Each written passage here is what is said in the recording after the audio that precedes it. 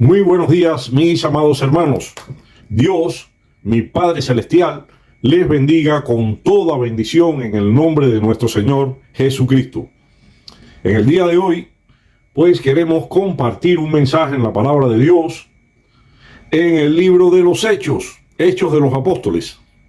Pero primero quiero hablarles, hacer una pequeña introducción de un hombre que fue un perseguidor de cristianos, un hombre que ponía a los cristianos en las cárceles, un fariseo que odiaba a los del camino, así se llamaba el grupo de cristianos cuando comenzó. Y les hablaré de Saulo de Tarso, el apóstol Pablo. ¿Y quién fue Saulo de Tarso? Nació en la ciudad de Tarso, hoy conocida como Turquía, en los últimos años del reinado de Augusto. Saulo era un judío más de los que habitaban la zona del Levante mediterráneo. Se sabe muy poco de sus primeros años de vida, pero de su vida posterior sí se sabe que era un fariseo de la tribu de Benjamín y que su familia había algún converso al cristianismo. Increíble, un perseguidor de la iglesia, y sin embargo dentro de su propia familia había algún converso a la fe cristiana. Saulo era un fariseo que perseguía violentamente a los seguidores de Jesús. ¿Y qué era un fariseo? ¿En qué creían? Pues los fariseos eran un partido religioso conservador del judaísmo en tiempos intertestamentarios. Fueron una secta judía surgida hacia el 150 a.C. Ellos promovían la idea de la pureza sacerdotal para todos los judíos, la fe en la providencia o el destino y el concepto de la resurrección de los muertos. Enseñaban que más allá de los mandamientos, la ley oral también fue transmitida por Moisés. En general, esta secta religiosa se oponía a Jesús porque querían mantener su propio poder. He ahí la clave. Jesús rechazó la forma en que vivían estos fariseos y en cambio enseñó una ley superior, invitando a todos a venir a él. Los fariseos prestaban mucha atención a las ordenanzas y acciones externas que los harían parecer justos, pero no estaban tan preocupados por ser justos en sus corazones. Por eso Jesús se refirió a ellos como hipócritas. Este era su mayor pecado. Bueno, ya teniendo una idea más clara de quiénes eran estos fariseos en tiempos de Jesús, aunque ahora tenemos fariseos entre nosotros con otros nombres, y analicemos a uno de los fariseos de los tiempos de Jesús, a aquel conocido como Saulo de Tarso, el apóstol Pablo. Entremos en materia. Vengamos al libro de los Hechos de los Apóstoles y leamos el capítulo 9, los versículos del 1 al 22. La conversión de Saulo. Y dice la palabra en el nombre del Padre y del Hijo y del Espíritu Santo. Saulo, respirando aún amenazas y muerte contra los discípulos del Señor, vino al sumo sacerdote y le pidió cartas para las sinagogas de Damasco, a fin de que si hallase algunos hombres o mujeres de este camino, los trajese preso a Jerusalén. Mas yendo por el camino, aconteció que al llegar cerca de Damasco, repentinamente le rodeó un resplandor de luz del cielo, y cayendo en tierra, oyó una voz que le decía: Saulo, Saulo, ¿por qué me persigues? Él dijo: ¿Quién eres, Señor? le dijo: yo soy Jesús, a quien tú persigues. Dura cosa te es dar coces contra el aguijón. Él, temblando y temeroso, dijo: Señor, ¿qué quieres que yo haga? Y el Señor le dijo: levántate y entra en la ciudad, y se te dirá lo que debes hacer. Y los hombres que iban con Saulo se pararon atónitos, oyendo a la verdad la voz, mas sin ver a nadie. Entonces Saulo se levantó de tierra y, abriendo los ojos, no veía nadie. Así que, llevándole por la mano, le metieron en Damasco. Allí donde estuvo 3 días sin ver, y no comió ni bebió. Había entonces en Damasco un discípulo llamado Ananías, a quien el Señor dijo en visión: Ananías. Y él respondió: heme aquí, Señor. Y el Señor le dijo: levántate y ve a la calle que se llama Derecha, y busca en casa de Judas a uno llamado Saulo, de Tarso, porque he aquí, él ora, y ha visto en visión a un varón llamado Ananías, que entra y le pone las manos encima para que recobre la vista. Entonces Ananías respondió: Señor, he oído de muchos acerca de este hombre, cuántos males ha hecho a tus santos en Jerusalén, y aún aquí tiene autoridad de los principales sacerdotes para prender a todos los que invocan tu nombre. El Señor le dijo: ve, porque instrumento escogido me es este para llevar mi nombre en presencia de los gentiles y de reyes y de los hijos de Israel, porque yo le mostraré cuánto le es necesario padecer por mi nombre. Fue entonces Ananías y entró en la casa, y poniendo sobre él las manos, dijo: hermano Saulo, el Señor Jesús, que se te apareció en el camino por donde venías, me ha enviado para que recibas la vista y seas lleno del Espíritu Santo. Y al momento le cayeron de los ojos como escamas, y recibió al instante la vista, y levantándose fue bautizado. Y habiendo tomado alimento, recobró fuerzas. Y estuvo Saulo por algunos días con los discípulos que estaban en Damasco. Enseguida predicaba a Cristo en las sinagogas, diciendo que éste era el Hijo de Dios. Y todos los que le oían estaban atónitos y decían: ¿no es este el que asolaba Jerusalén a los cristianos, que invocaban en Jerusalén el nombre, y a eso vino acá, para llevarlos presos ante los principales sacerdotes? Pero Saulo mucho más se esforzaba y confundía a los judíos que moraban en Damasco, demostrando que Jesús era el Cristo. Gloria sea el nombre de nuestro Señor Jesucristo. A Él sea gloria, honra, poder y alabanza por los siglos de los siglos.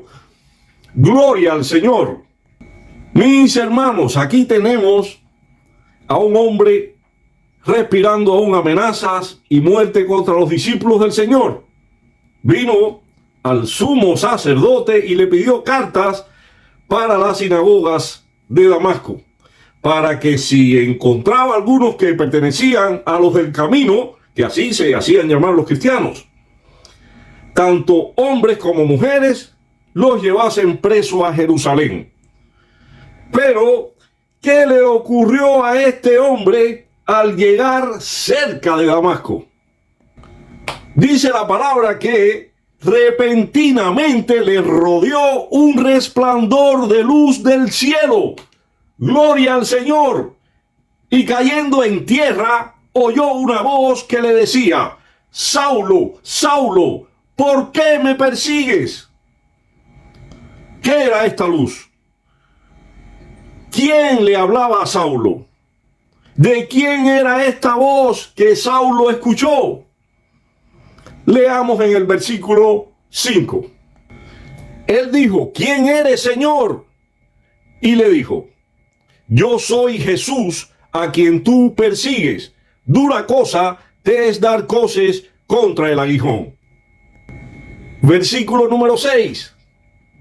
Él, temblando y temeroso, dijo, Señor, ¿qué quieres que yo haga? Y el Señor le dijo, levántate y entra en la ciudad y se te dirá lo que debes hacer. Analicemos aquí las palabras que el Señor Jesús le dijo a Saulo de Tarso. Primero, se identifica, yo soy Jesús a quien tú persigues. Después, le advierte, dura cosa te es dar coces contra el aguijón. ¿Qué significan estas palabras? Alude a quien porfía contra la razón o un poder mayor, a quien trata de resistir a una fuerza a la que no puede vencer. Coces, ¿qué significa? Significa patadas. Esta frase constituía una expresión proverbial de aquel entonces, donde se tenía la imagen de un buey que da patadas al mismo aguijón con el cual su amo lo punza para que siga arando. Saulo, en su rebeldía, insistía constantemente en hacer oposición a la verdad del Evangelio. Y esta rebeldía lo llevó a hacerse daño y a hacerle daño a muchos cristianos. Jesús hace este comparativo para enseñarle a Saulo de Tarso que lo que él estaba haciendo al Evangelio terminaría por dañarlo a él mismo. Coces contra el aguijón es patear un aguijón el cual te está efectuando daños personales. En otras palabras, no luches más contra Dios y déjate guiar sin rebeldía. Echa a un lado el querer hacer tu voluntad y echa a un lado también tu ego personal que te está ocasionando daños y daños día tras día. Él, Saulo de Tarso, temblando y temeroso, dijo, Señor, ¿qué quieres que yo haga? Puedo entender claramente que Saulo nunca le preguntó al Señor, ¿qué quieres que yo haga? Él estaba haciendo muchas cosas malas contra los cristianos precisamente porque nunca le preguntó al Señor. Saulo estaba haciendo su voluntad y no la voluntad del Señor Jesús. El Señor le dijo, levántate y entra en la ciudad y se te dirá lo que debes hacer. Jesús le habló lo necesario para que creyera, lo suficiente para que obedeciera. Estoy parafraseando. Ahora, mis discípulos te dirán lo que tienes que hacer, así que levántate, que te llevarán a Damasco de la mano. Y leemos los versículos del 7 al 10. Y los hombres que iban con Saulo se pararon atónitos, oyendo a la verdad la voz, mas sin ver a nadie. Entonces Saulo se levantó de tierra y abriendo los ojos no veía a nadie. Así que, llevándole por la mano, le metieron en Damasco, donde estuvo 3 días sin ver, y no comió ni bebió. Había entonces en Damasco un discípulo llamado Ananías, a quien el Señor dijo en visión, Ananías, y él respondió, heme aquí, Señor. Jesús llama por su nombre a un discípulo en Damasco, esto en visión, de nombre Ananías, el cual respondió, heme aquí, Señor. Qué gran bendición que el Señor Jesús te llame en visión por tu propio nombre, que cuente contigo para una nueva tarea que te va a dar, que te va a encomendar y que tú puedas decir, heme aquí, Señor, aquí estoy, Señor, dispuesto estoy, Jesús, como tú mandes, como tú digas. Estoy, Jesús, a tus órdenes. Envíame a mí. El Señor le dio instrucción, y note que son instrucciones precisas, detalladas. Leamos los versículos del 11 al 12. Y el Señor le dijo: levántate y ve a la calle que se llama Derecha y busca en casa de Judas a uno llamado Saulo de Tarso, porque he aquí él ora y ha visto en visión a un varón llamado Ananías, que entra y le pone las manos encima para que recobre la vista. Miren cuántos detalles da nuestro Señor Jesús. Versículo número 13. Entonces Ananías respondió: Señor, he oído de muchos acerca de este hombre, cuántos males ha hecho a tus santos en Jerusalén. Y aún aquí tiene autoridad de los principales sacerdotes para prender a todos los que invocan tu nombre.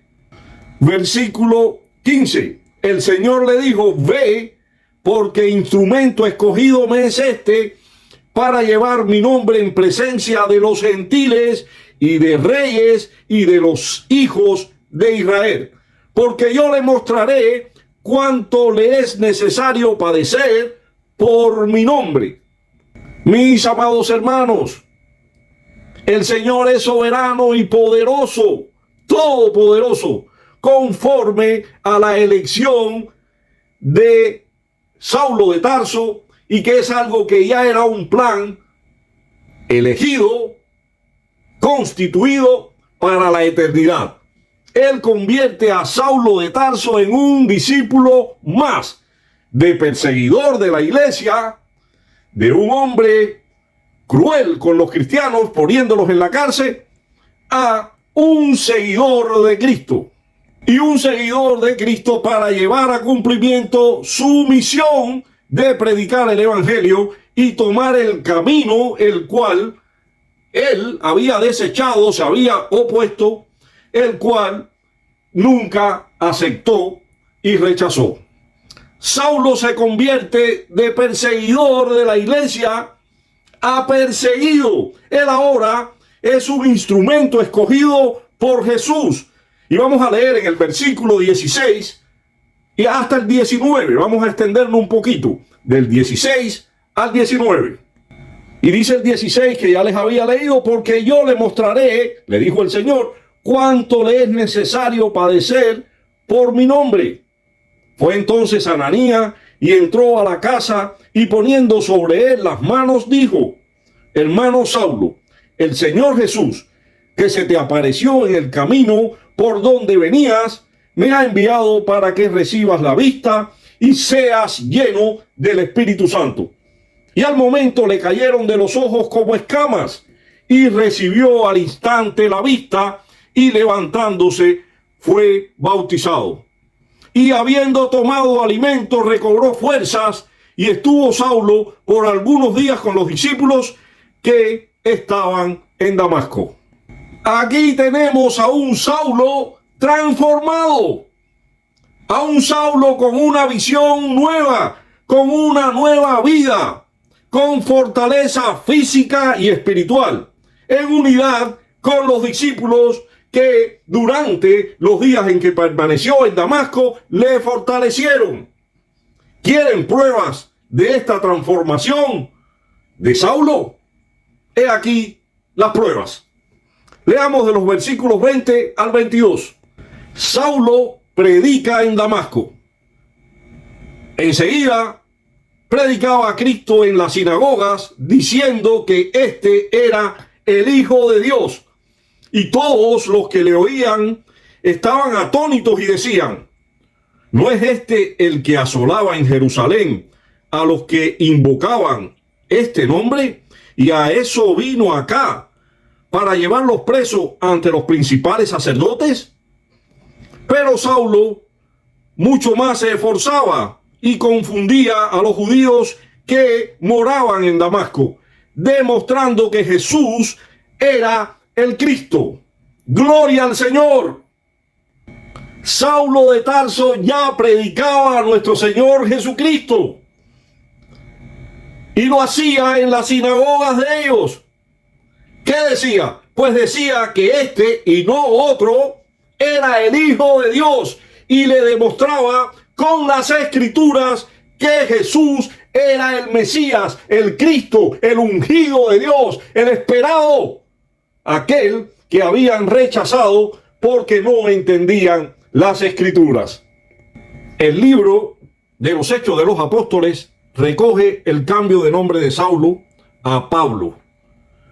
En el capítulo número 13, versículo 13, podemos entender que la persona que cambia su nombre no es Jesús, como muchos cristianos creen, e incluso como algunos cristianos enseñan. Quien cambia el nombre de Saulo a Pablo es Lucas, el escritor del libro de los Hechos. Lucas, un gentil, era médico y se conoce en la época que quizás era un historiador. Y esto ocurre una vez que Saulo se embarca en sus viajes misioneros lejos de Jerusalén. Pablo significa pequeño. Según los Hechos de los Apóstoles, era ciudadano romano. Como tal, llevaba el nombre latino de Paul, que se traduce en latín como Paulus y en griego bíblico como Paulos. Era típico de los judíos de esa época que tuvieran dos nombres, uno hebreo y otro griego o latino. Entonces Saulo, que también es Paulo, dice Lucas en el capítulo 13, versículo 9 del libro de los Hechos. Y quiero aportar un dato más mi investigación del nombre de Saulo o Pablo.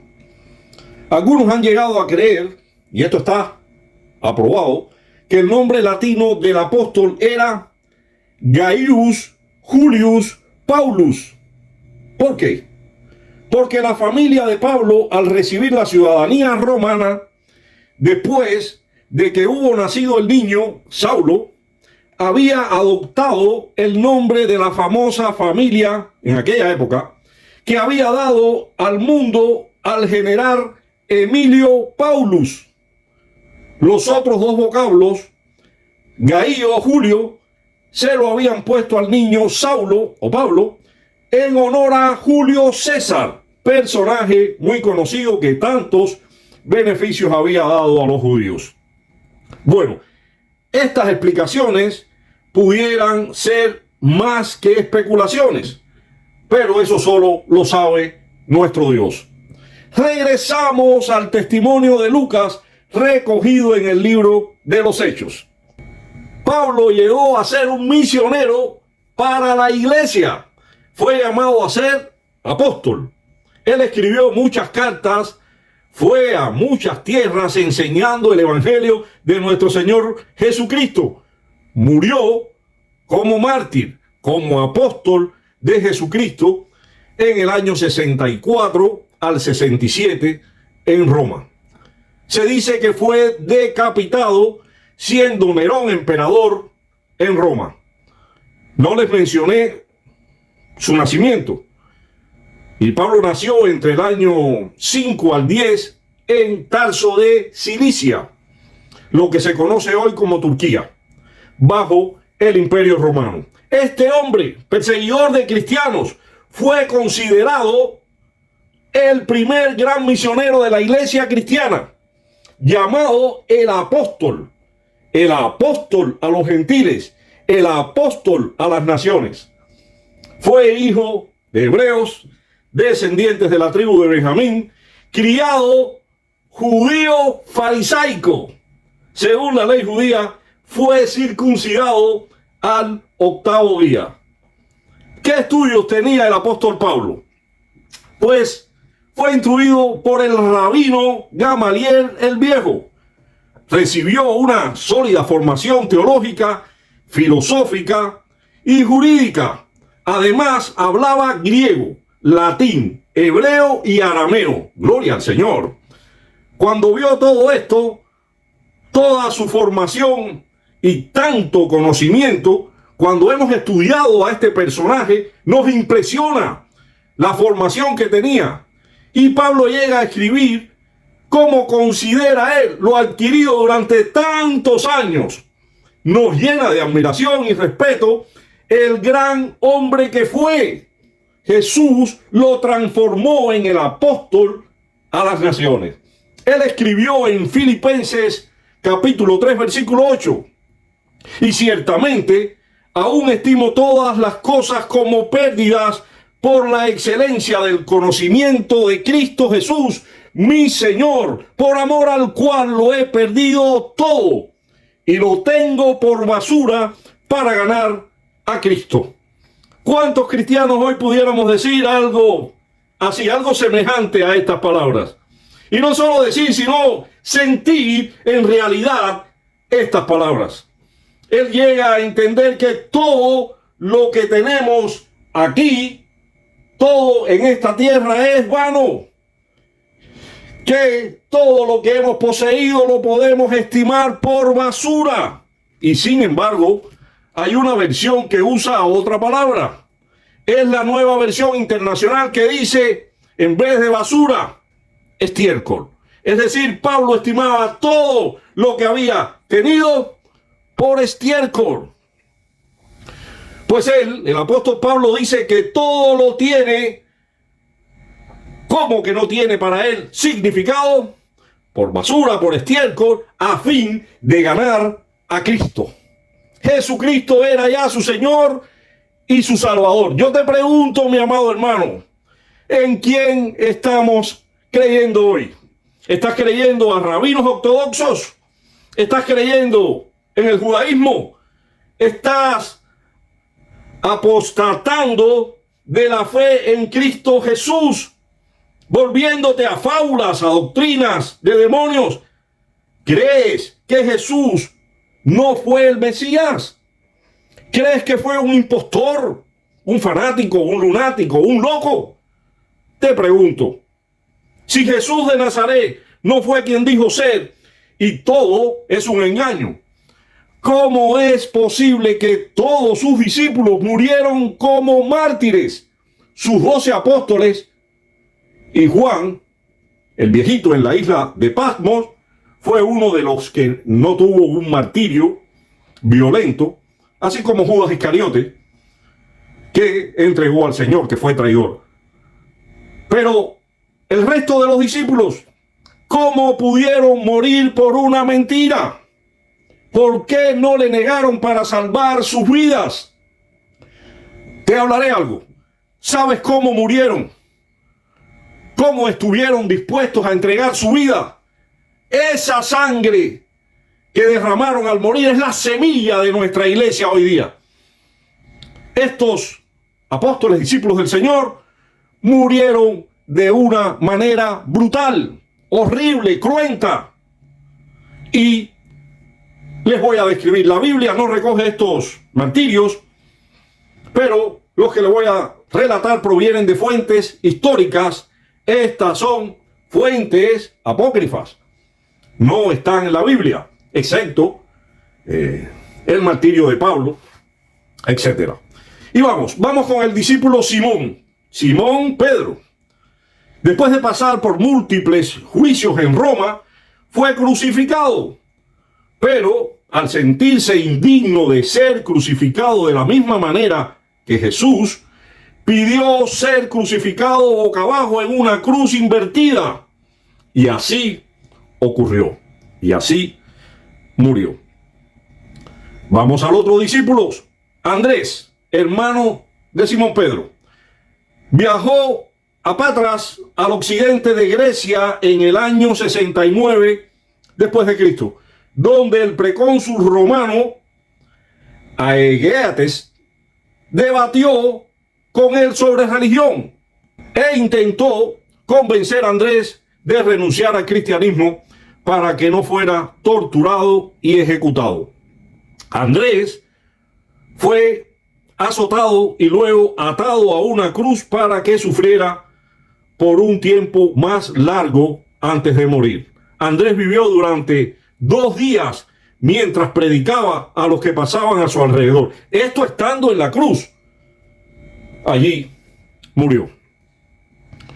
Número 3, vamos al discípulo Juan. El discípulo Juan murió por causas naturales en la isla de Patmos, siendo exiliado. Murió ya de viejito por esta muerte natural. Este es el discípulo que se conoce en la Biblia como el discípulo amado, el más joven de ellos. Vamos con Santiago, hermano de Juan. Murió a manos del rey Herodes, que era un hombre malvado. Murió traspasado por una espada. Vamos con Bartolomé, conocido como Natanael. Se dice que fue despellejado vivo y decapitado. Los azotes desgarraron la piel hasta hacerla pedazos y después fue desollado con cuchillos. Horrible, horrible, una muerte horrible. Continuamos con Felipe. Fue ahorcado hasta morir y también hay una fuente que afirmó que fue crucificado durante su ministerio en Egipto. Vamos con Tomás. Fue traspasado con una lanza durante su ministerio en la India. Vamos con Mateo, el recaudador de impuestos, el que escribió el evangelio que tenemos en nuestras Biblias, que aparece en el número 1. Fue misionero y fue arrestado en Etiopía. Fue apedreado, atravesado con lanzas y luego decapitado. Otra versión dice que fue apuñalado por la espalda después que criticaba a un rey por su inmoralidad.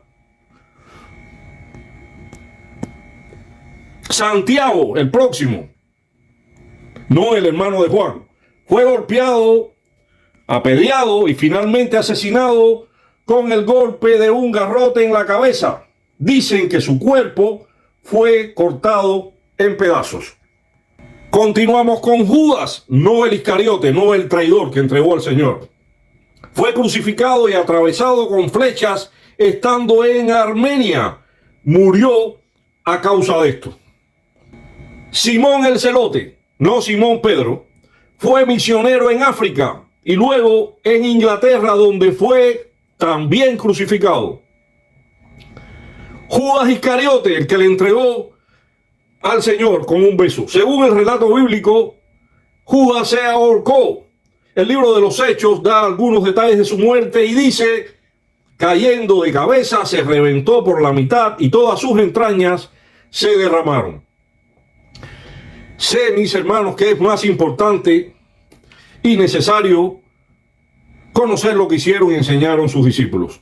Y esto a lo largo de sus vidas, este ministerio que llevaron. Pero este estudio pretende también enseñar la fe de estos apóstoles del Señor, con excepción de Judas Iscariote. Estos apóstoles que tuvieron el valor, la valentía de salir a las naciones a predicar el evangelio de nuestro Señor Jesucristo y estuvieron dispuestos a morir por esa verdad del evangelio, mostrándonos su convencimiento de quién era Jesús y quién es hoy Jesús y quién será por toda la eternidad.